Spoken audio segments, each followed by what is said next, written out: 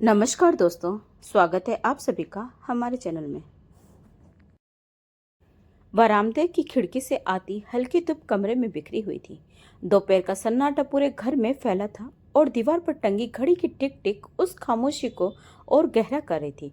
सावित्री जी अभी अभी दोपहर का भोजन करके अपने पुराने लकड़ी के पलंग पर थोड़ी देर आराम करने के लिए लेटी ही थी कि तभी अचानक दरवाजे की घंटी बज उठी। उन्नीदी आंखों और थके कदमों के साथ उन्होंने उठकर दरवाजा खोला तो सामने डाकिया एक लिफाफा लिए खड़ा था। डाक लेकर वे धीरे धीरे वापस कमरे में आ गई और लिफाफे को पलंग के सिरहाने रखकर दोबारा सोने का प्रयास करने लगी। लेकिन एक बार नींद टूट जाए तो फिर उसका लौटना कहाँ आसान होता है। लगभग 10-15 मिनट तक आंखें बंद किए करवटें बदलने के बाद आखिरकार उन्होंने हार मान ही ली और पास रखा लिफाफा उठाकर खोलने लगी। जैसे ही उनकी नजर पत्र के कोने पर लिखे प्रेषक के नाम पर पड़ी तो वे चौंक उठे। वह पत्र उनके छोटे बेटे आरव का था। मुंबई जाने के बाद पहली बार उसने माँ को पत्र लिखा था। इतने समय बाद अचानक बेटे को माँ की याद कैसे आ गई, यही सोचते हुए सावित्री जी ने उत्सुकता से पत्र पढ़ना शुरू किया। आरव ने शुरुआत में 2-4 औपचारिकता बातें लिखी, फिर सीधे अपने असली मुद्दे पर आ गया। उसमें लिखा था, माँ, आपको यह जानकर खुशी होगी कि मेरा बिजनेस आजकल बहुत अच्छा चल रहा है और मुझे पूरा विश्वास है कि आगे भी ऐसे ही बढ़ता रहेगा। मैं अब अपने काम को और बड़ा करना चाहता हूँ। आप तो जानती ही हैं कि किसी भी बड़े शहर में छोटी सी दुकान खरीदना भी कितना मुश्किल होता है। मेरी कमाई भले अच्छी हो, लेकिन मैं लगभग सारी रकम बिजनेस में ही लगा देता हूँ। अब मैं एक नई फैक्ट्री शुरू करना चाहता हूँ और उसके लिए मुझे पैसों की ज़रूरत है। इसीलिए मैं सोच रहा था कि क्यों ना हम जयपुर वाला मकान बेच दें। वैसे भी आपके बाद हम दोनों भाइयों का वहां जाकर बसने का कोई इरादा नहीं है। इस बारे में मेरी बात बड़े भैया निखिल से भी हो चुकी है। उन्होंने साफ कह दिया कि उनकी भारत लौटने की कोई इच्छा नहीं है। वे अमेरिका में पूरी तरह सेटल हो चुके हैं और उन्हें इस मकान या किसी संपत्ति में कोई दिलचस्पी नहीं है। उन्होंने तो कानूनी तौर पर अपना हिस्सा भी मेरे नाम कर दिया है। अब फैसला सिर्फ आपको लेना है माँ। आप वहाँ अकेले रहकर क्या करेगी? आपकी तबीयत भी आजकल ठीक नहीं रहती। ऐसे में आपका वहाँ अकेला रहना बिल्कुल सही नहीं है। पिछली बार पापा के गुजरने पर जब मैं आया था, तब मेरी पड़ोसी शर्मा अंकल के इस बारे में बात हुई थी। वे हमारे मकान को खरीदने में काफी रुचि दिखा रहे थे और अच्छी कीमत देने को भी तैयार है। पत्र पढ़ते पढ़ते सावित्री जी की आंखें एक जगह ठहर गई। बाहर धूप अब थोड़ी फीकी पड़ चुकी थी, लेकिन उनके मन में जैसे अचानक बहुत कुछ धुंधला होने लगा था।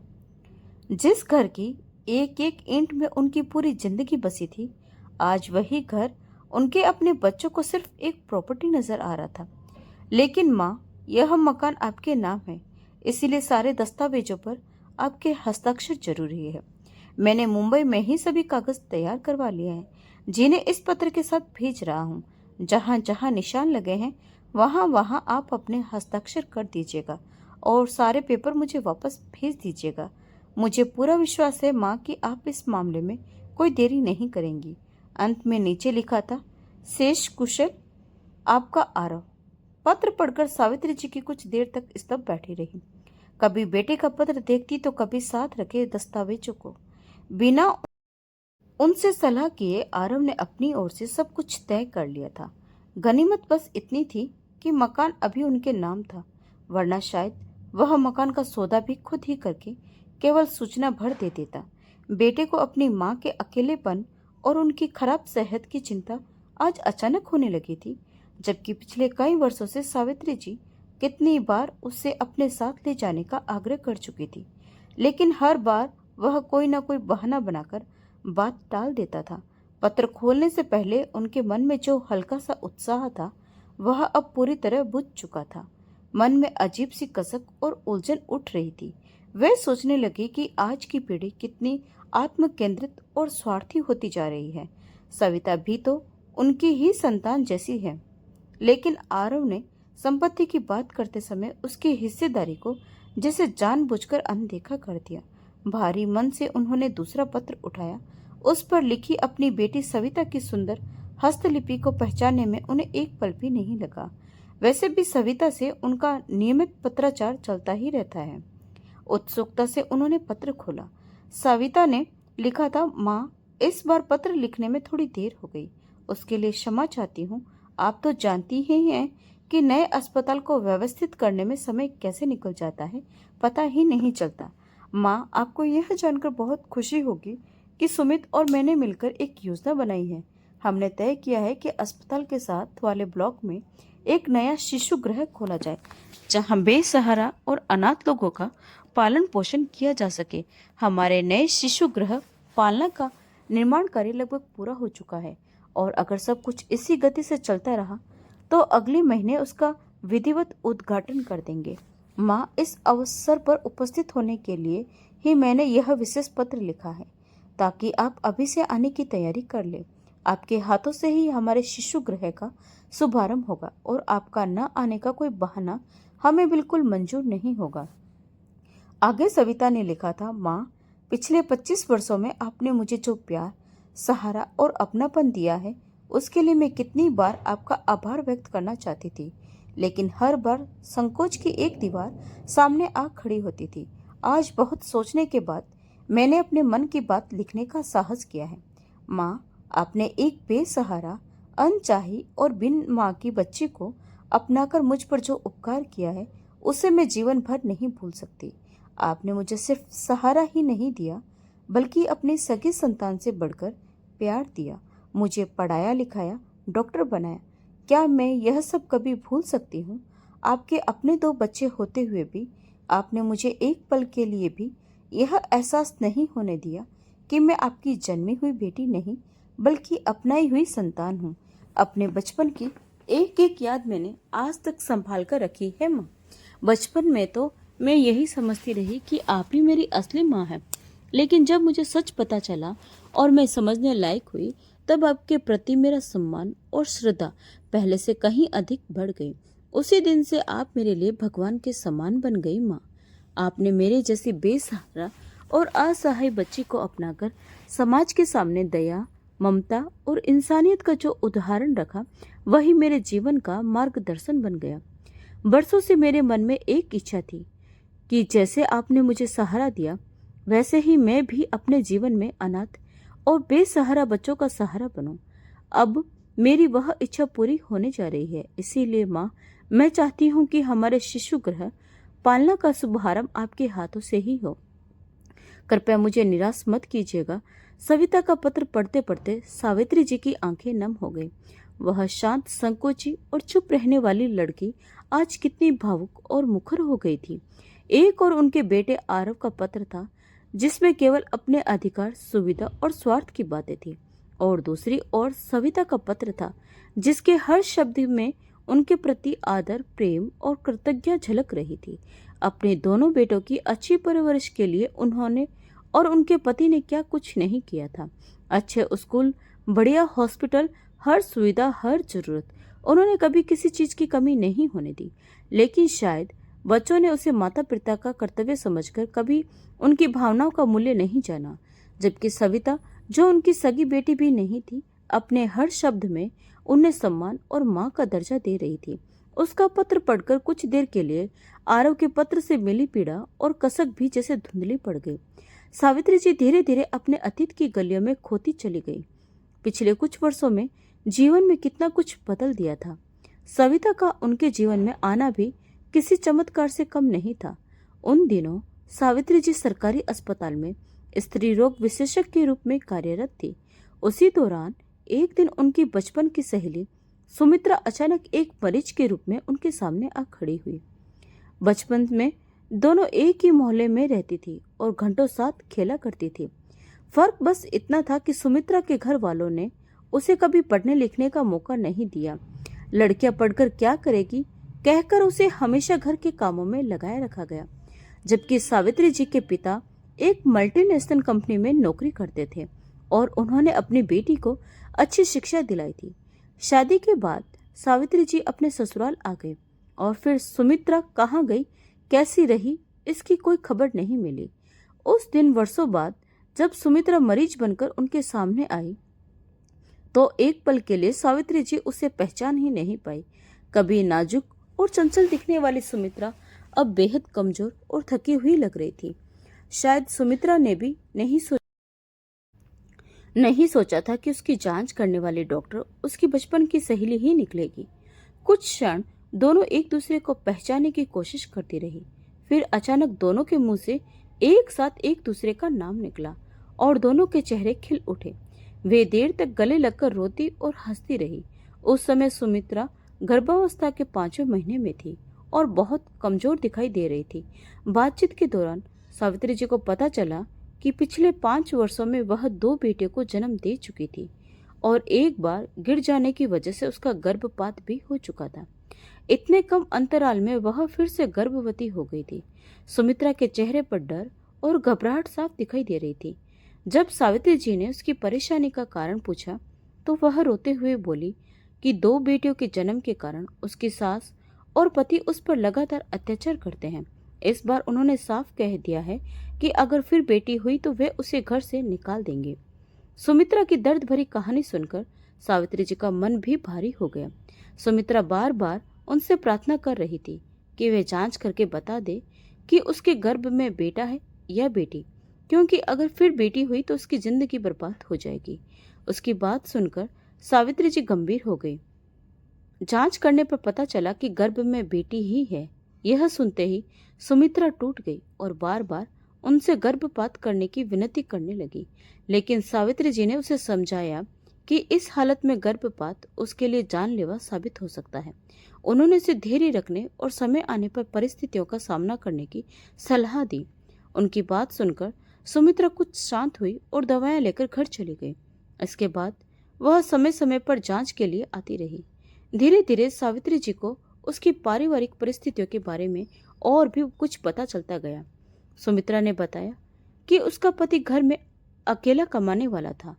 उस पर अपनी माँ और 2 अविवाहित बहनों की जिम्मेदारी भी थी। ऐसे में जब उसकी 2 बेटियां हो गई है तो घर वालों का सारा गुस्सा और नाराजगी उसी पर उतरने लगी। इसी वजह से वह तीसरी बेटी को जन्म देने से डर रही थी। समय धीरे धीरे बीतता गया और जैसे जैसे प्रसव का समय नजदीक आने लगा, सुमित्रा के चेहरे पर डर और चिंता की रेखाएं और गहरी होती चली गई। जैसे जैसे प्रसव का समय नजदीक आ रहा था, सुमित्रा के मन में डर और आशंकाओं के बादल और गहरे होते जा रहे थे। ऑपरेशन थिएटर में ले जाते समय भी वह बार बार सावित्री जी का हाथ पकड़कर विनती कर रही थी, दीदी, अगर ऑपरेशन के दौरान मुझे कुछ हो जाए तो मेरी बच्ची को मेरे घर वालों के हवाले मत कीजिएगा। मैं नहीं चाहती कि मेरी पहली 2 बेटियों की तरह इसे भी जन्म लेते ही अपमान और उपेक्षा झेलनी पड़े। आपके पास तो ऐसे बहुत से निसंतान दंपति होंगे जो बच्चों को गोद लेना चाहते हैं। कृपया मेरी बच्ची को किसी ऐसे परिवार को सौंप दीजिएगा जहां उसके आने पर सच में खुशियां मनाई जाए। इतना कहते कहते सुमित्रा की आंखों से आंसू बहने लगे। उसकी बातें सुनकर सावित्री जी की आंखें भी नम हो गई। उन्होंने सुमित्रा को ढांढस बताते हुए कहा, तुम किसी तरह का तनाव मत लो, तुम्हें कुछ नहीं होगा। फिर भी मैं तुम्हें वचन देती हूँ कि तुम्हारी बेटी की हर तरह से रक्षा करूंगी और जब तक उसे कोई अच्छा परिवार नहीं मिल जाता तब तक मैं खुद उसका ध्यान रखूंगी।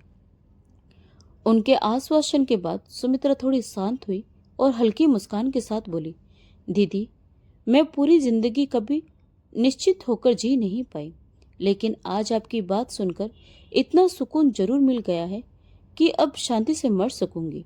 ऑपरेशन शुरू हुआ, लेकिन अचानक सुमित्रा का रक्तचाप बहुत ज्यादा बढ़ गया और उसकी हालत गंभीर हो गई। सावित्री जी ने उसे बचाने की हर संभव कोशिश की, पर वे सुमित्रा को नहीं बचा सके। हालांकि उसकी बेटी पूरी तरह सुरक्षित पैदा हो गई थी।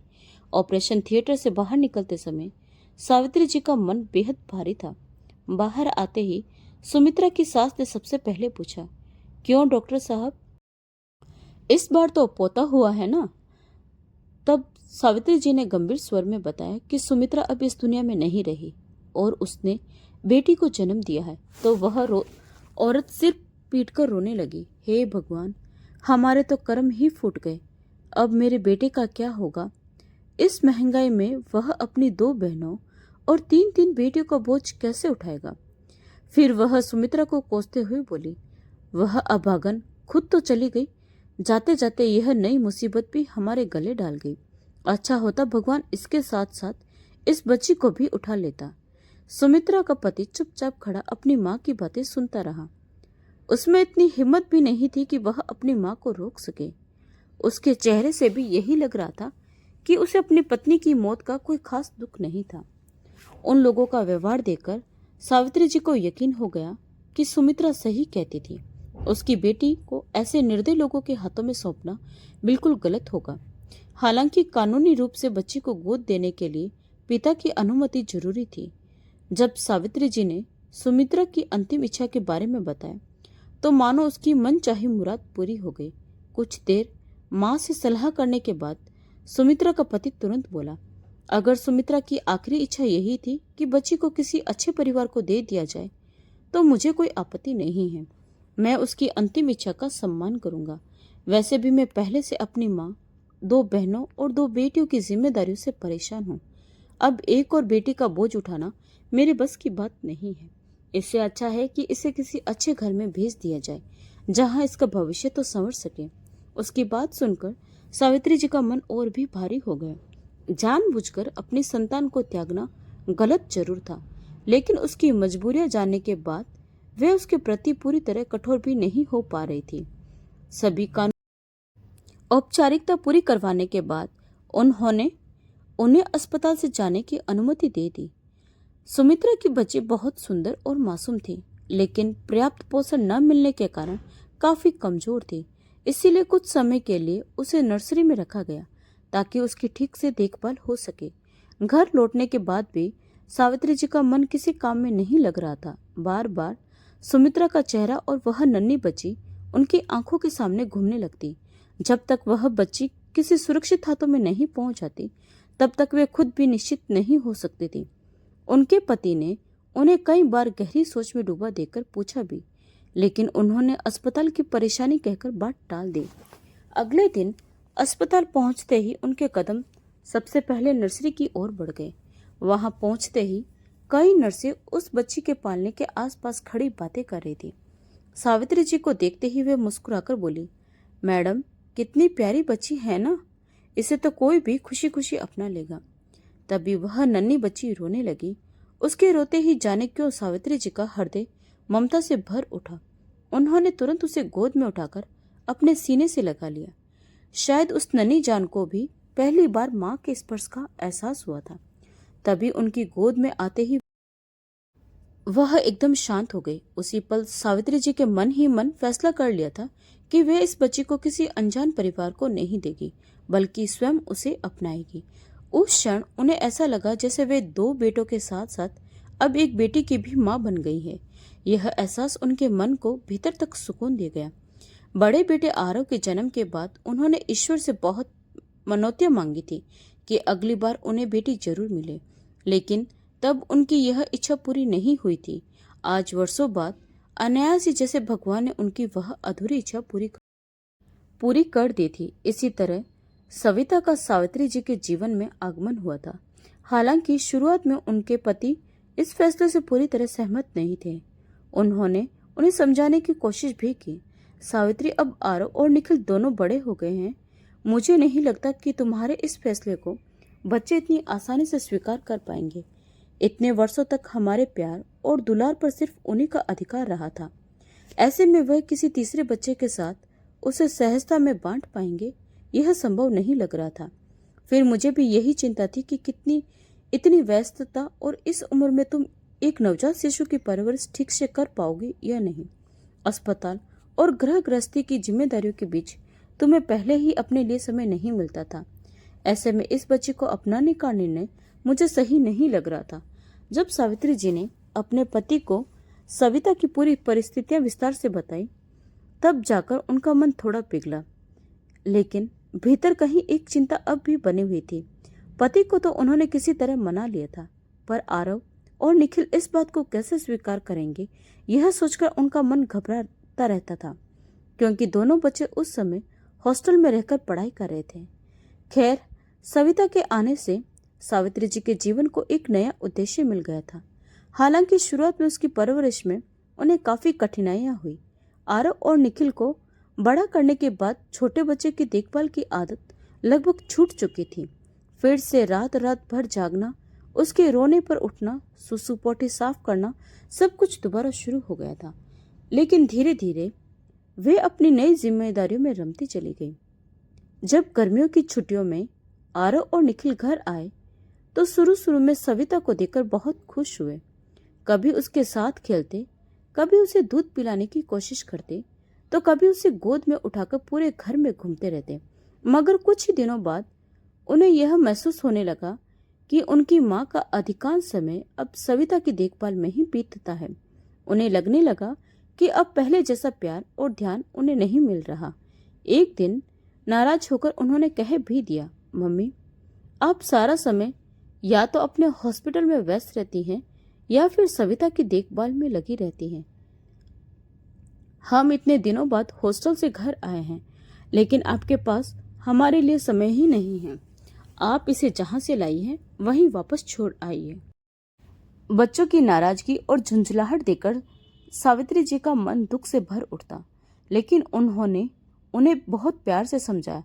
साथ ही एक बात साफ शब्दों में कह दी कि सविता उनकी बेटी है और अब यही उसका घर है, इसीलिए उसे वापस भेजने का प्रश्न ही पैदा नहीं होता। बस तभी से दोनों भाइयों के मन में सविता के प्रति एक अनजानी कुठा घर कर गई थी। समय बीतने के साथ साथ उनकी उपेक्षा और दूरी बढ़ती चली गई। उधर सविता भी धीरे धीरे बड़ी हो रही थी।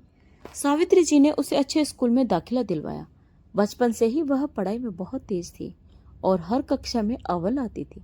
सावित्री जी की हमेशा इच्छा थी कि उनके दोनों बेटों में से कोई एक डॉक्टर बनकर उनके पैसे को आगे बढ़ाए, लेकिन आरव ने एमबीए करने का निर्णय लिया। निखिल ने इंजीनियरिंग की राह चुन ली। दोनों बच्चे बचपन से ही हॉस्टल में रहे थे, इसीलिए परिवार से उनका लगाव धीरे धीरे कम होता चला गया। कई बार सावित्री जी को अपने बच्चों को हॉस्टल भेजने के निर्णय पर पछतावा भी होता, मगर अब समय हाथ से निकल चुका था। उनके पति भी अपने व्यवसाय में दिन रात मेहनत करते रहते ताकि बच्चों की पढ़ाई और भविष्य में किसी प्रकार की कमी न रह जाए। लेकिन जैसे जैसे बच्चे बड़े होते गए, वैसे वैसे उन्होंने अपने माता पिता से भावनात्मक दूरी बना ली। एमबीए पूरा करने के बाद निखिल को एक मल्टीनेशनल कंपनी में बहुत अच्छी नौकरी मिल गई और कुछ ही समय बाद वह अमेरिका चला गया। विदेश जाकर वह वहीं का होकर रह गया। बाद में उसने अपनी पसंद की लड़की से शादी भी कर ली और शादी के बाद केवल तस्वीरें भेजकर अपने फैसले की सूचना भर दे दी। आरव ने भी इंजीनियरिंग पूरी करने के बाद मुंबई की एक बड़ी कंपनी में कुछ समय तक प्रशिक्षण लिया और फिर अपनी खुद की फैक्ट्री शुरू कर दी। उसने भी अपनी पसंद की लड़की से शादी करके मुंबई में ही बसने का फैसला कर लिया। लेकिन सविता ने मेडिकल में प्रवेश लेकर सावित्री जी की इच्छा पूरी करने का निर्णय लिया। एमबीबीएस करने के बाद वह गायनेकोलॉजी में एमएस कर रही थी कि तभी अचानक सावित्री जी के पति राम सिंह जी को दिल का दौरा पड़ा। अचानक उनकी हालत बेहद गंभीर हो गई और उन्हें तुरंत अस्पताल में भर्ती कराया गया। दोनों बेटों को खबर दी गई, लेकिन बड़े बेटे निखिल ने किसी जरूरी काम का बहाना बनाकर आने में असमर्थता जता दी। हाँ, छोटा बेटा आरव जरूर आया, मगर वह भी केवल औपचारिकता निभाकर 2-3 घंटे रुकने के बाद जरूरी काम का हवाला देकर वापस मुंबई लौट गया। उन कठिन दिनों में सविता ने जी जान लगा दी थी। डॉक्टरों को बुलाने से लेकर दवाइयों की व्यवस्था करने तक हर पल वह अपने पिता के साथ खड़ी रही और साथ ही सावित्री जी को भी हिम्मत बताती रही। सविता की सेवा और समर्पण ने राम सिंह जी का दिल जीत लिया था। अपने अंतिम समय में उन्होंने सावित्री जी का हाथ पकड़कर भावुक स्वर में कहा, सावित्री, सविता ने मेरी जो सेवा की है वह हमारे बेटे भी नहीं कर पाए।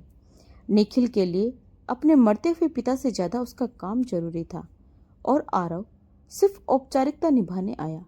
कभी कभी यह सोचकर डर लगता है कि अगर सविता हमारे पास नहीं होती तो हमारी क्या हालत होती।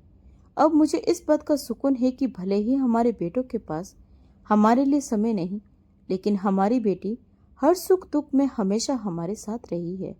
सच में सविता को अपनाने का तुम्हारा फैसला बिल्कुल सही था। इतना कहकर उन्होंने अंतिम सांस ली और सावित्री जी की दुनिया जैसे उजड़ गई। उनके ऊपर दुखों का पहाड़ टूट पड़ा था, लेकिन सविता हर पल उन्हें संभालती रही।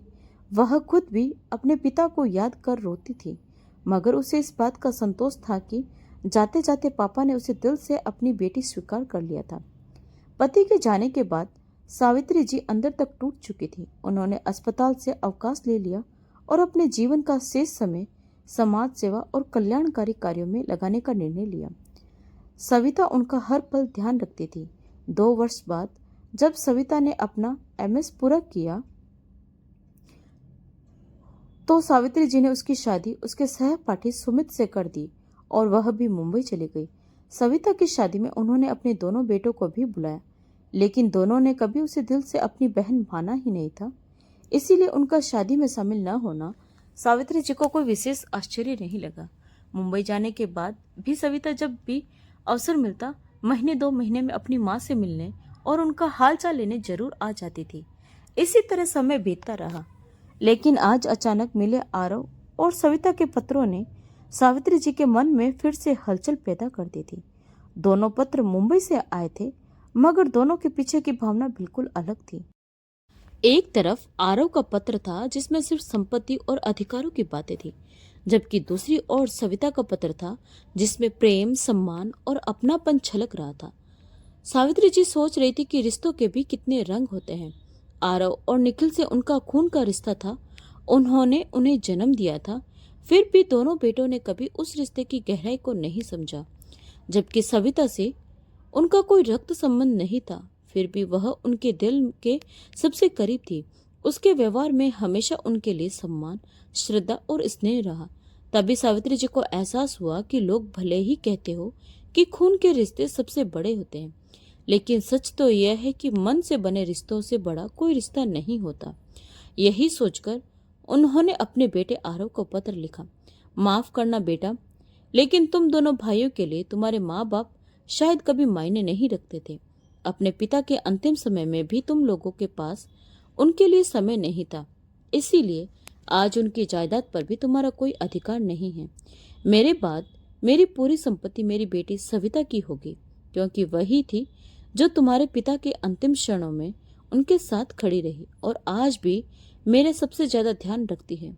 इसीलिए मेरी संपत्ति पर अधिकार जताने की कोशिश कभी मत करना। तुम्हारी माँ सावित्री। पत्र लिखकर सावित्री जी ने उसे वापस आरव के पास भेज दिया और फिर अपनी बेटी सविता के पास जाने की तैयारी करने लगी। तो दोस्तों, आपको क्या लगता है, सावित्री जी ने अपने बेटों की बात न मानकर सही किया या गलत? अपनी राय कमेंट बॉक्स में जरूर बताइए। अगर कहानी पसंद आई हो तो प्लीज़ वीडियो को लाइक और शेयर जरूर करें और हमारे चैनल को सब्सक्राइब करना न भूलें। तो मिलते हैं एक और नई कहानी के साथ। तब तक के लिए आपका बहुत बहुत धन्यवाद।